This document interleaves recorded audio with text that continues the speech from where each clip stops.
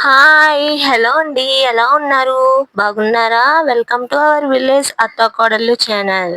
ఈరోజు క్లైమేట్ చాలా బాగుంది కదా అని చెప్పి, ఈవినింగ్ స్నాక్స్ కింద గారెలు చేసుకుందామని చెప్పి గారెలు చేసుకున్నాం. అందులోకి చట్నీ ఏమీ లేదు అని చెప్పి మా అత్తయ్య గారు అన్నారు. పచ్చిశనగపప్పు, కొబ్బరి చట్నీ చేయండి బావుంటుంది అని అన్నారు. సో, దాన్నెలా చేసుకోవాలో చూసేద్దామా మరి?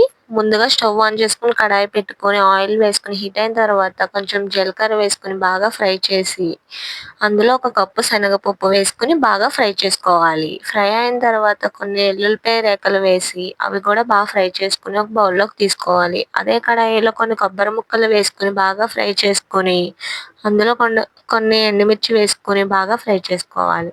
ఫ్రై అయిన తర్వాత కొంచెం చింతపండు ఏసి బాగా మగ్గనిచ్చి అవంతా ఒక మిక్సీ జార్‌లోకి తీసుకోవాలి. కొంచెం సాల్ట్ ఏసుకొని మెత్తగా గ్రైండ్ చేసి పెట్టుకోవాలి. ఇప్పుడు తాలింపు ఎలా ఏసుకోవాలో చూసేద్దాం.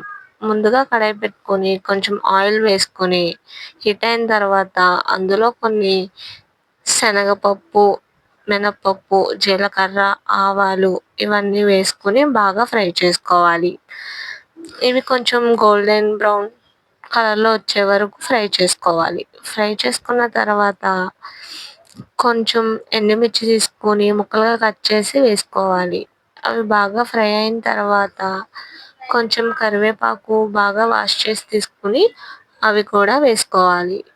వేసుకొని అది చిటపటలాడి బాగా ఫ్రై అయ్యే వరకు ఉంచుకోవాలి.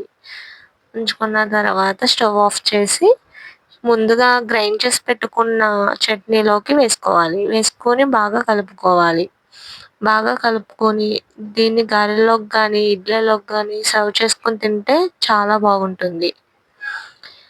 మీకు గనక నచ్చినట్లయితే like, share and subscribe. Thank you.